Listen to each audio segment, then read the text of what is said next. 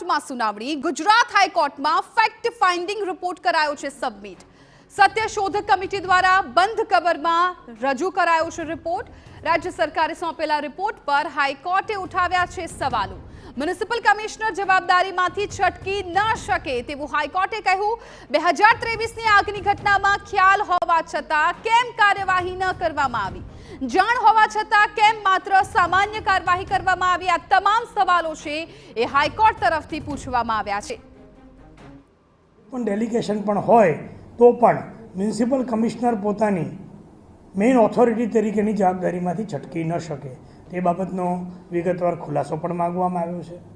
September 2023માં આ જ game ઝોનમાં જે ફાયર થઈ હતી અને ફાયર ડિપાર્ટમેન્ટને જાણ થઈ હતી, પરંતુ ફાયર ડિપાર્ટમેન્ટ પહોંચ્યો ત્યાં સુધીમાં આગ ઓલવી નાખેલી અને નુકસાન નહોતું થયું. તેમ છતાં ફાયર ડિપાર્ટમેન્ટના ધ્યાનમાં આ વસ્તુ હતી ત્યારે કેમ આ જગ્યાને બીજી પ્રકારની પરમિશનો છે કે નહીં તેની તપાસ ના થઈ?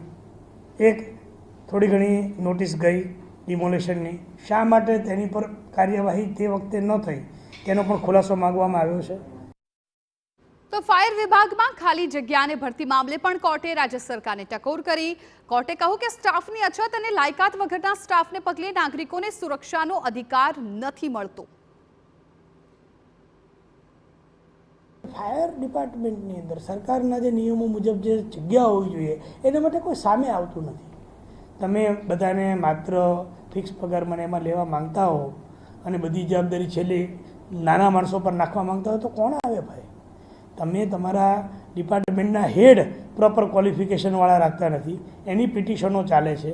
તમે સરકારી નોકરીમાં સરકારના ધારા ધોરણો મુજબ પબ્લિકના પૈસે પગાર આપવામાં તમને તકલીફ પડે છે.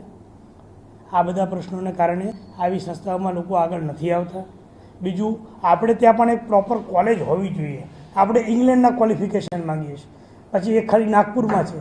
શા માટે દરેક રાજ્યમાં આ પ્રકારની સૌથી અગત્યની નોકરીની એક કોલેજ સરકાર નથી ખોલી શકતી?